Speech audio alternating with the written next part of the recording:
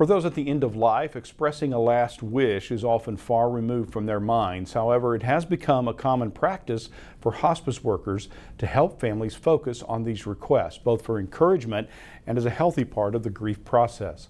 I met with a family and a hospice care team last week, and here's the story.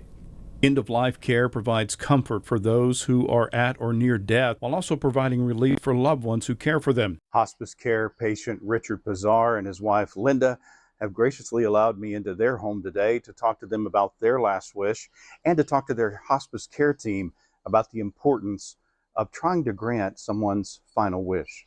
So we talk about it with every patient. Social worker Jenny Dryberg says focusing on a patient's final wish is something that can involve creativity from workers and family members. I had a patient that wanted to go to Belize, but she wouldn't be able to, so I brought Belize to her, and I had a thing full of sand, a thing full of water. I had videos from Belize going. Hospice nurse Kathy Lewis says not all patients are willing to share last wishes right away.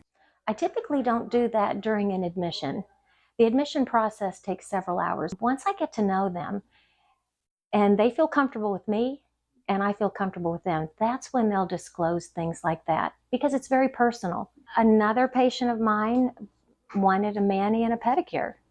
And it sounds so simple, and that's what I provided. Other requests have ranged from presidential autographs to throwing out the first pitch at a Mustangs game. You know, it can be a big thing or it can be a small thing, but we try to tackle it. Hospice patient Richard Pizar's request involves the late Johnny Carson. After Pizar's father passed away at a young age, Pizar's mother was left to raise 16 kids, of which he, now 81, was the youngest. He is trying to find a copy of this interview his mother did with Carson from the 1950s in New York and is asking the hospice workers and the public for help. Usually that last request can be very simple, or sometimes it's more complex, like the one we've got right now that we're working on. But I truly believe when God has a will, He'll provide a way. Charles Christian, News Press Now. Now, if you would like to help with this particular request, you can reach out to Freudenthal Care at Home right here in St. Joseph.